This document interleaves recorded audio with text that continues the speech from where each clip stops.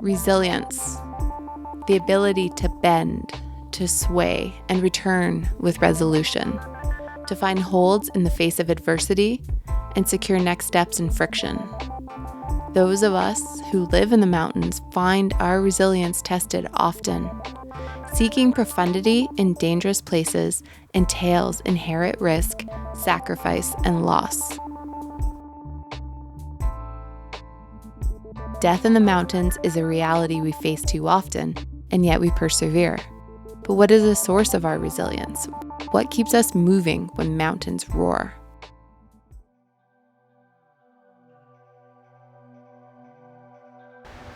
Spending time in the mountains, it really is and has become this arena and this space where I get to push my edge, and things that happen out there translate back into our everyday life.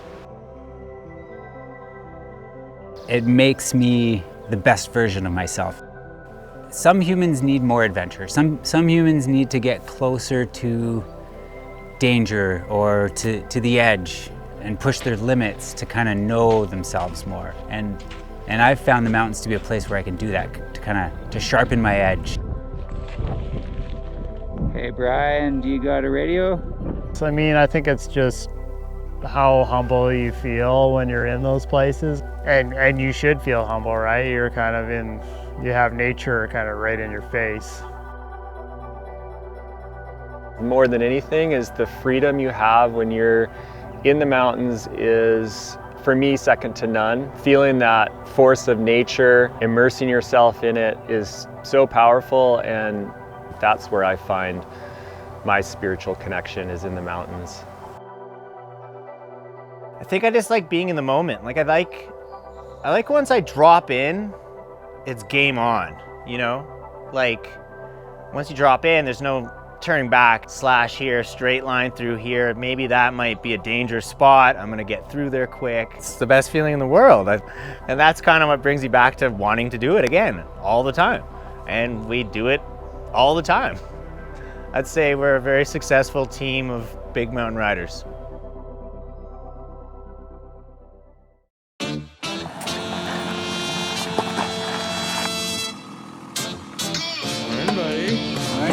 How are you? Hey, Chris. Morning, Brian.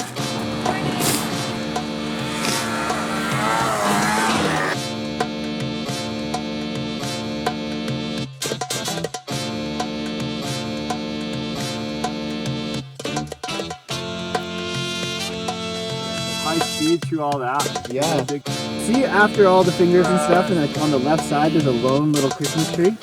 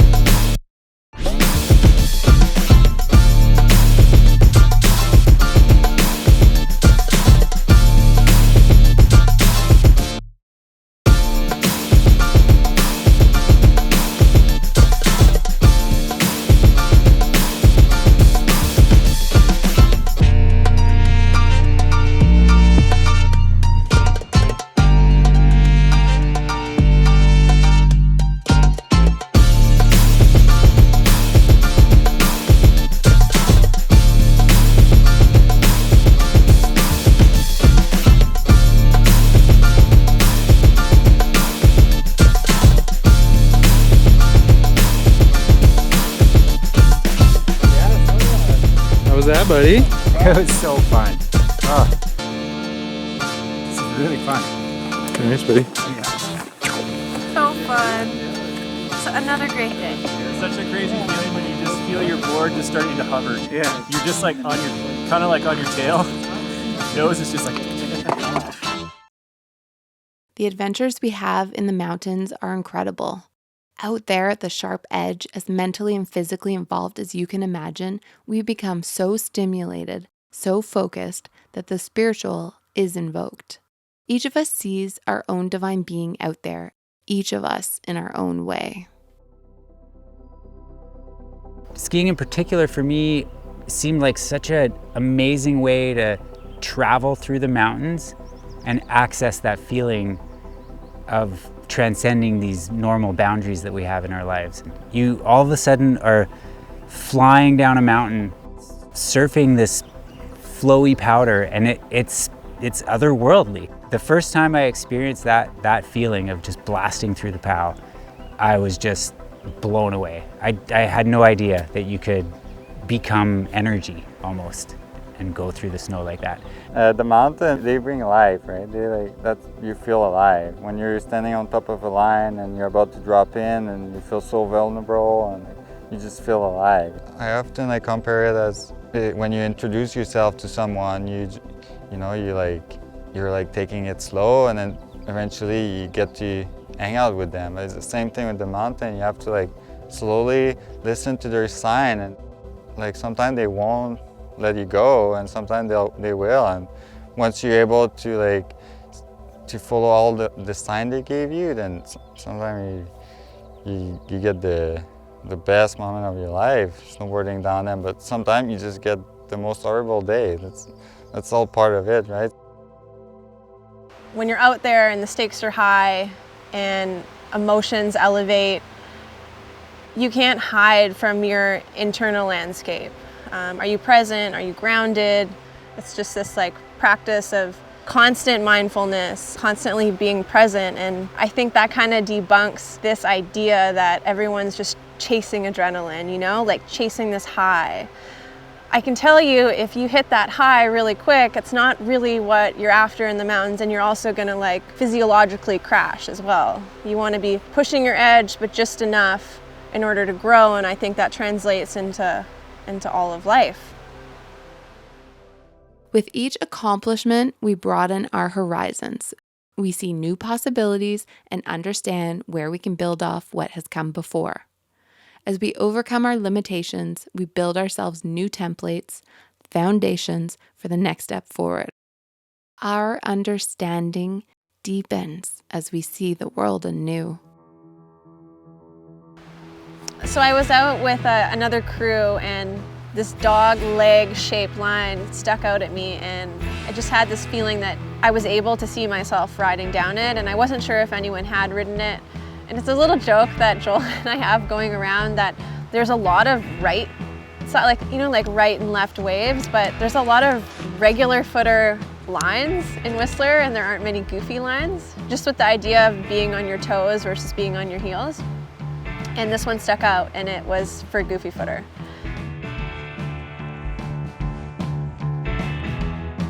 As we were making our plans a few weeks later, and I had been really kind of dreaming and obsessing over this line, I just really wanted to ride it, but I knew the conditions had to be appropriate, and the crew had to be appropriate, because especially with something like that, you just need, there's so much trust that you have in your crew from every aspect. If anything goes wrong, guiding you in, that's where that perspective piece comes in. When I say left side of the rock, are we looking at the same rock,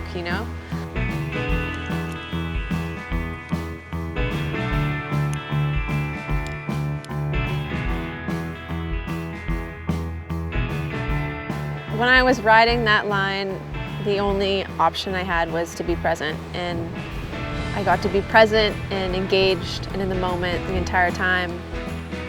With the little added bit of risk and pushing my own personal edge is feeling of happiness and joy and feeling alive.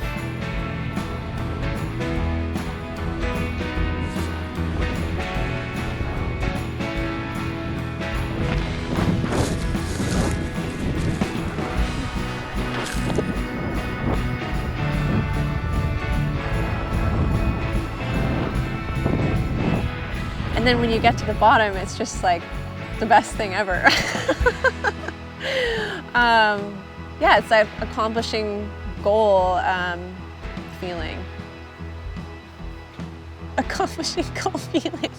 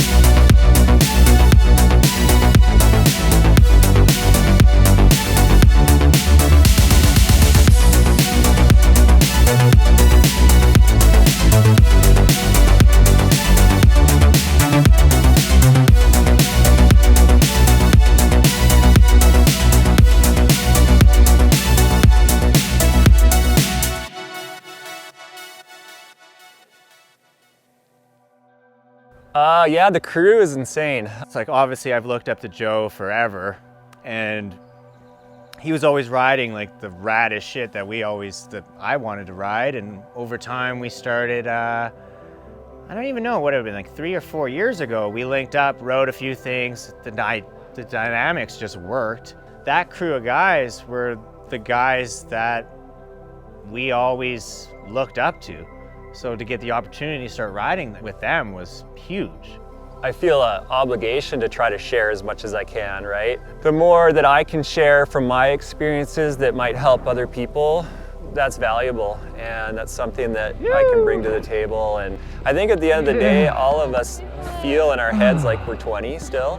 Yeah. So, you know, whether you're riding with someone that's your age or 20 years younger, I kind of feel like your mentality is fairly similar in a lot of ways. You just have a lot more experience than them, right? Yeah, I think there's just like a like-mindedness, sort of in tune with each other. I mean, obviously we try to be very in tune with the mountains, but I think we respect each other's opinions. And yeah, it's just that mutual respect piece that, you know, it's been built over many years. And I think the crew is one of the most important pieces of the puzzle of building a life in the mountains, having a good crew, and know that they're there for support in every way, right? Like emotionally even, but then physically, and really just a crew that you're stoked to shred with. Like that's huge as well, because you got to feel that spark from your crew. And it's something that just clicks with the right people. Watching your friends succeed is one of the best feelings in the world too, and contributing and being able to help them accomplish what it is that their objective or their wild idea. I mean, every experience in life is better shared than just being on your own. To join up with a group of guys that I've looked up to for a long time is huge. You know, like, Joe hits you up and says, we're meeting tomorrow at 3:30 in the morning and we're gonna get it. I'm fucking there at 3:30 in the morning and I'm ready to rock. Like, it's game on. We connect with each other. We deepen our roots. As the mountains ground us, the people we meet along the way nourish. Through them, the sense of place we build through adventure is humanized. It's translated to something unique to our current state.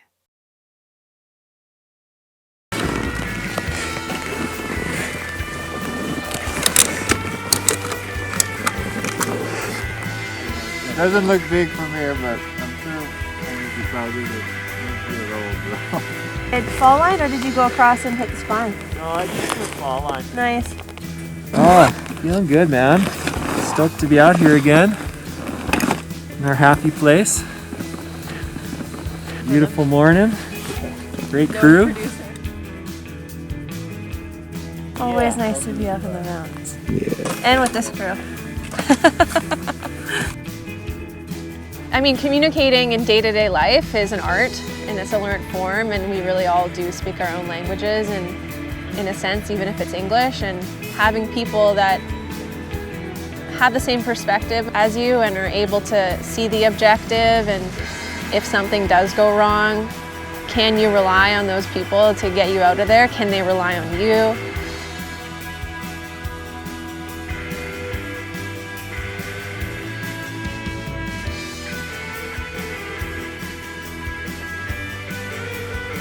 I picked a line, and unbeknownst to me, I had triggered a slide, but it was behind me. It was literally like in my blind spot. So I'm just cruising, ready to do another turn, and then Joe comes on the radio and just says, "Point it." Point it, Taylor. So my plan had been to go more left, but when he said that, I'm like, all right, I'm freaking out here. And I'm so grateful for that. To have someone realize she has no idea that the mountain behind her is sliding. I think that comes back to crew and how important it is.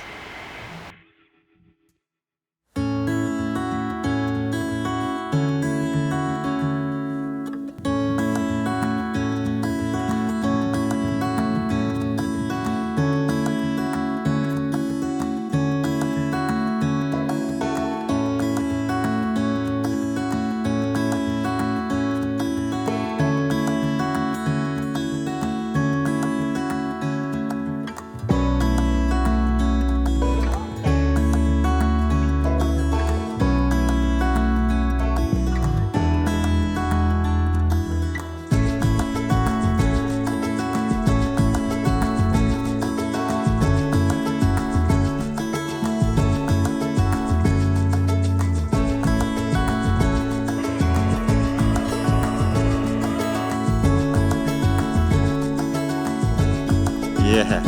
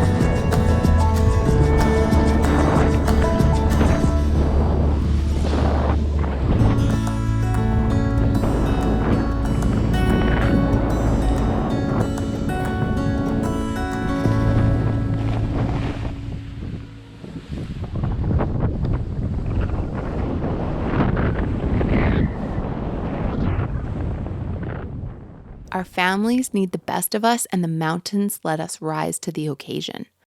We bring home magic and celebrate curiosity seen through. Our fascination swells as it takes hold in new generations. We watch the spark of dreams set in. Light grows brighter as it spreads.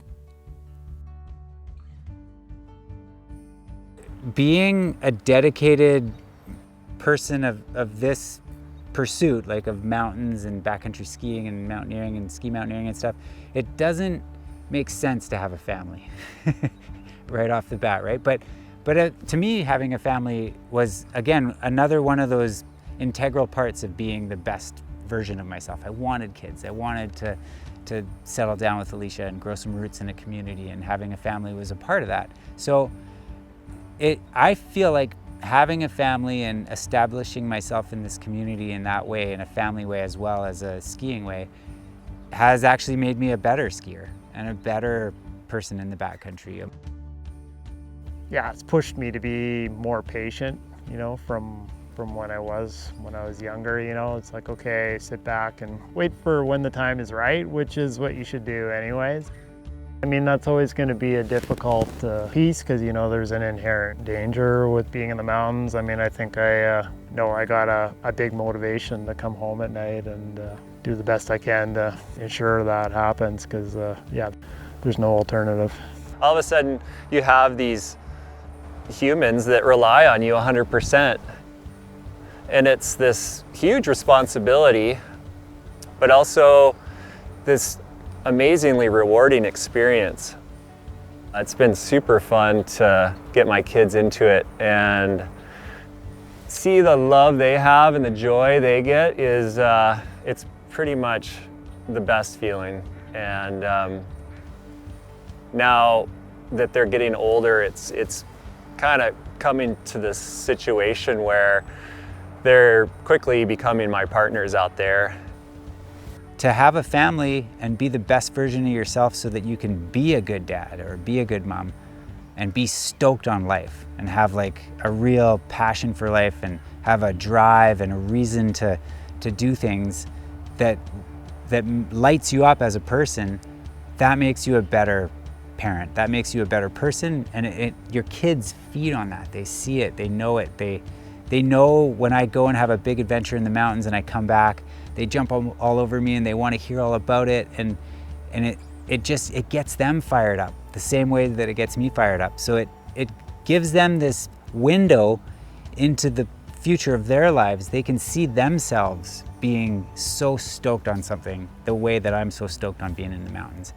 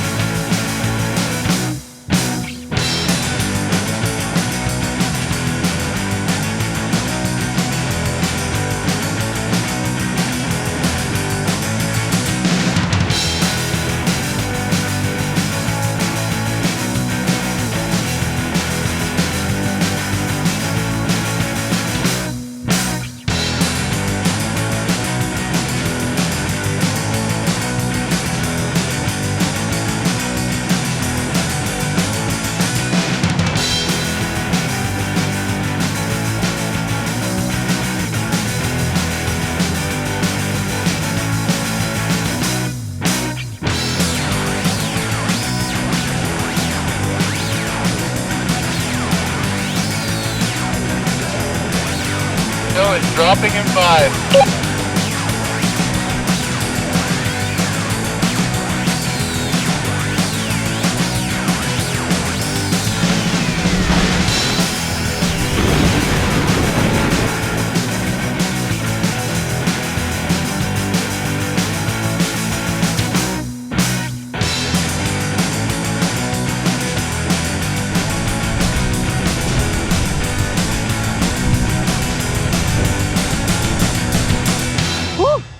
was a good run.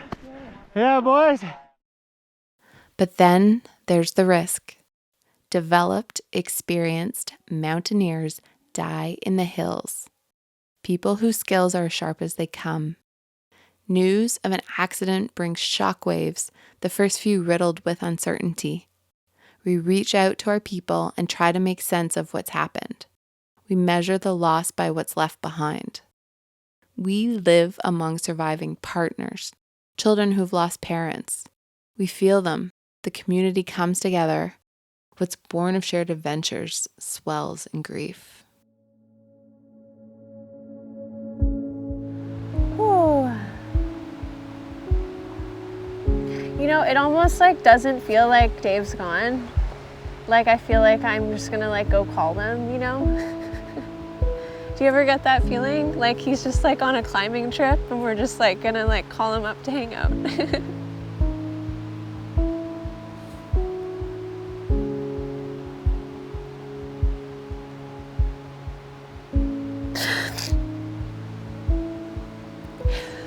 It's been a tragic winter for many backcountry ski and snowboard communities around the world due to avalanche fatalities. An avalanche in Brandywine Bowl on Saturday afternoon claimed the life of beloved climber and snowboarder Dave Henkel, 45, a member of the Whistler and Squamish outdoor community. Outpourings of grief and disbelief flooded social media from his many friends and connections. Here we are, top of the Grand Sentinel. Pretty epic up here.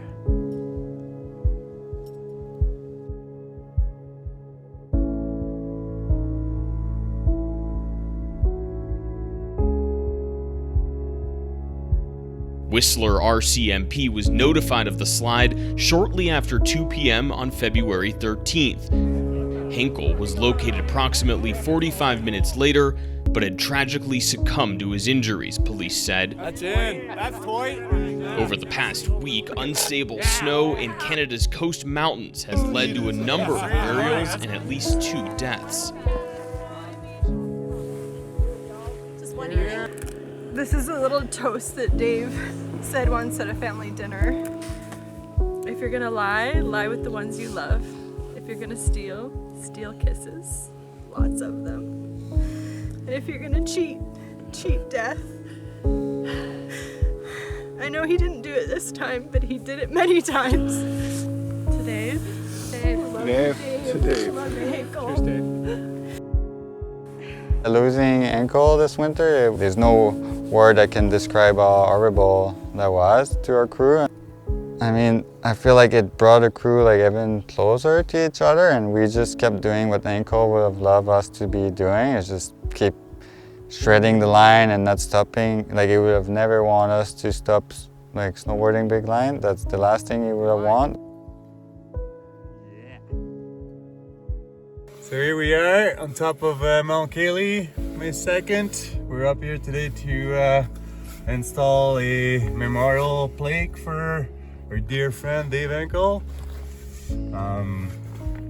It's one of his, Mount Cayley was one of his favorite mountains that we knew of, and we figured it'd be great to come up here and spend the day thinking of him and, you know, get as close to him as we can. So here we are. Yeah. There you go. Stay shitty. Stay shitty forever, brother. I wish you would still be here to be doing all that with us, but in a way he's still here. Like we can feel him in the mountain. But yeah, that was pretty hard for me. That was the first friend that I lost in the mountain. I'm sure it won't be the last one.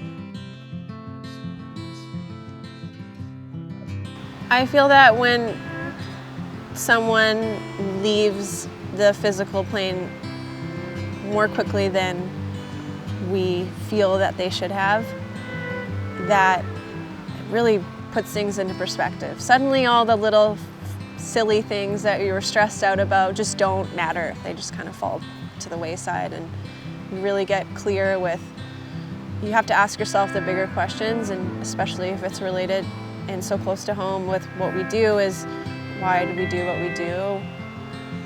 I mean, it makes me think like, what's the purpose of all this? Losing Dave was huge, and I used snowboarding as a way to get through that.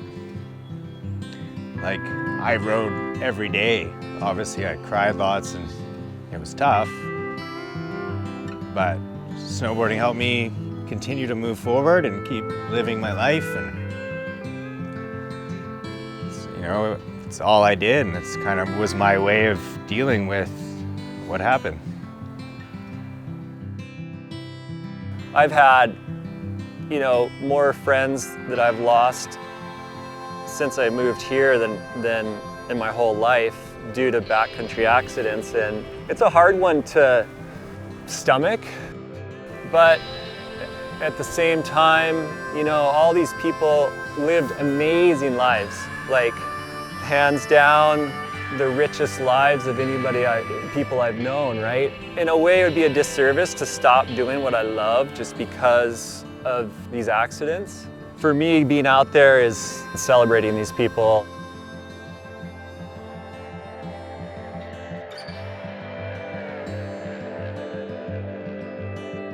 When you lose someone in the mountains and you're a mountain person, it reinforces all the reasons why you go to the mountains to be a better person.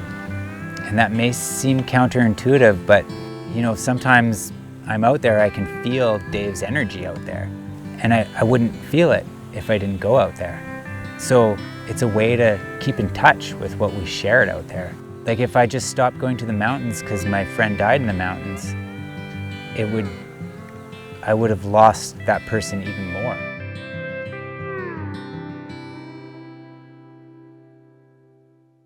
So we come back to the mountains, our spirit shaped by the resonance of high places, yearn for the harmonious return to the source of our inspiration.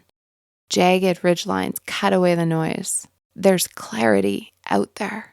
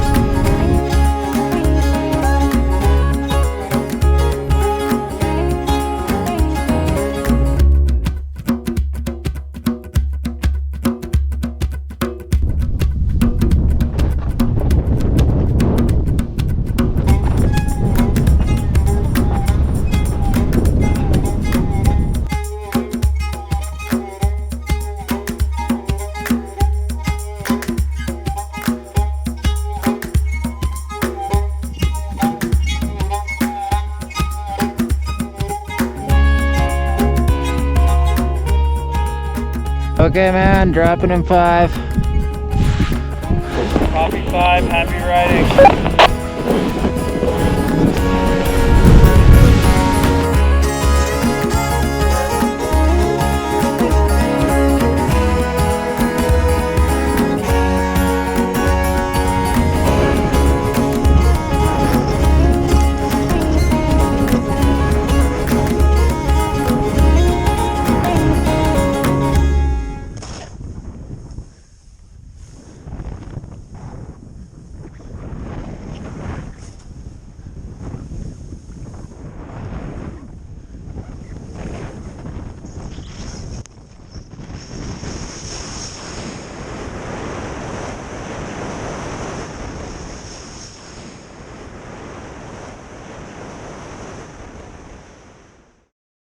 Through self-mastery, we externalize the chaos. We bear witness rather than become consumed. We listen to the mountains. At times they speak in subtle whispers. Other times, thunder echoes from their walls. We slip into the moment we're presented with. What came before, any loss or fear or heartbreak, closes off with our peripheries as we rise to the occasion. We chose a line that was a really technical line, hard to get to, and we've been looking at it for quite some time, and I think we were really aware of what it would take to do it, and we were okay to not get on it.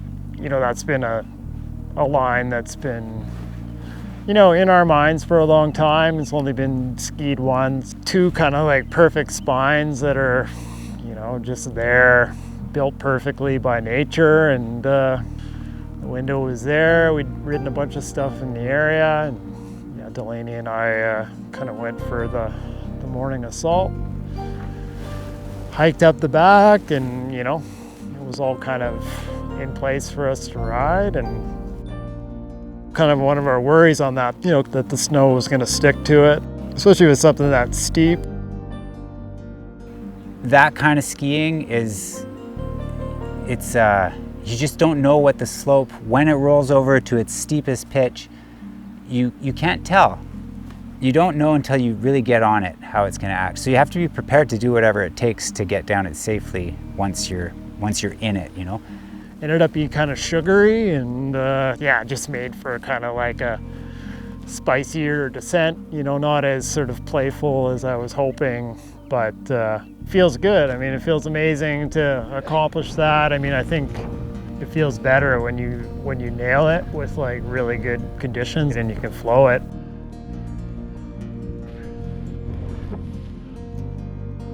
I mean, when you're with a partner that's about to drop in on the same thing, and knowing that they're going to deal with what you just dealt with, you quickly forget about yourself and think about them. At that point, made the choice to still ski my line, but I knew that it probably wasn't going to be the way I was hoping it would be, and really supportive snowpack. I got onto that slope and I made a few turns and it was pretty good, but where it rolled over, right away I started feeling rock and had my ice axe out, and I was feeling it, and I was side slipping down part of it, and I just went into the mode of just getting down safely. At one point I had an ice axe sunk into the snow, and you know, it was so steep, and just barely hanging on and inching down. Like, it was just so gripping and so completely consuming. It was full on, like, intense focus. Like, I had to just be so dialed just to keep my feelings under control, because, you know, it's easy to lose your shit in that situation.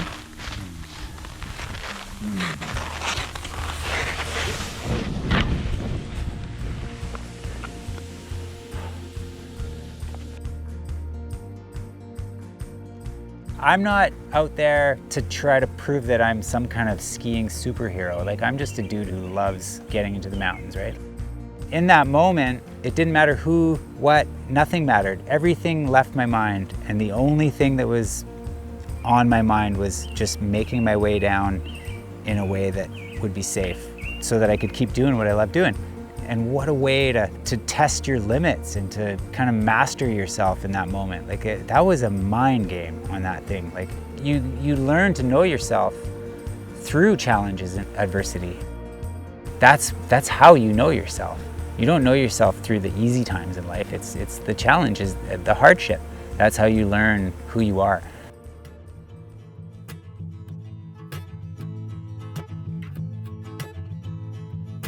As life unfolds, the only constant in anything is change, and change is uncomfortable, and we will all experience it on all different levels.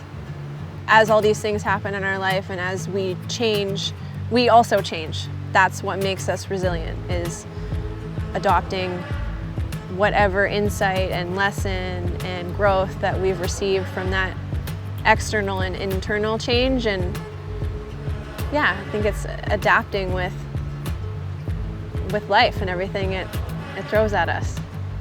It's almost like it just happens by nature. Like there's no conscious decision to be resilient. It just is who we are. It is how we are, right?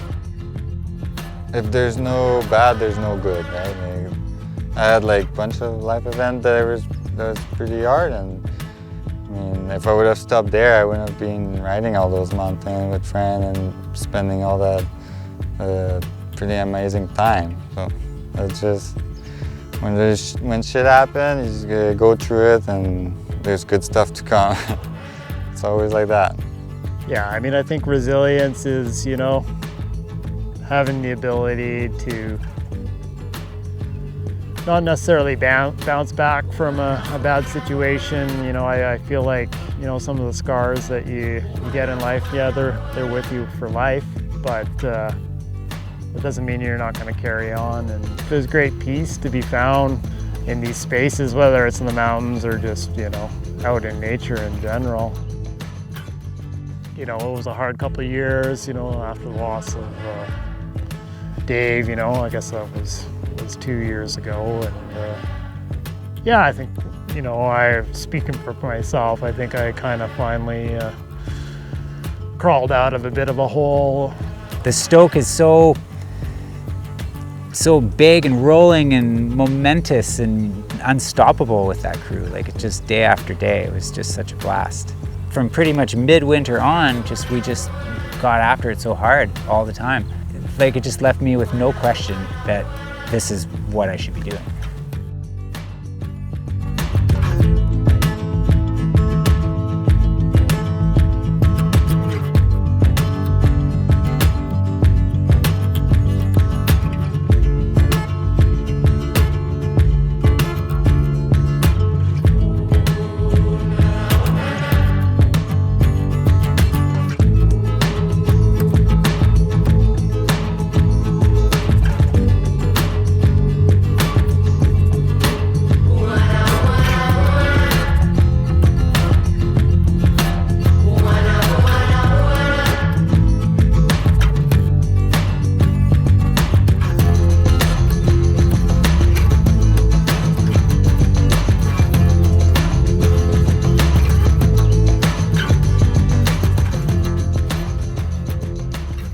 We need to be resilient, each of us, for the sake of each other, for the sake of the communities we create, for the sake of our neighbors.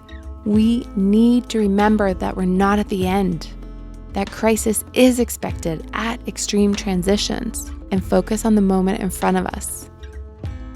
Listen to the mountains, to the oceans, to the forests. Listen to the planet. Be inspired by the resilience of nature, of your family, of Indigenous communities, of your heart. When we follow passion, we inevitably build a better world.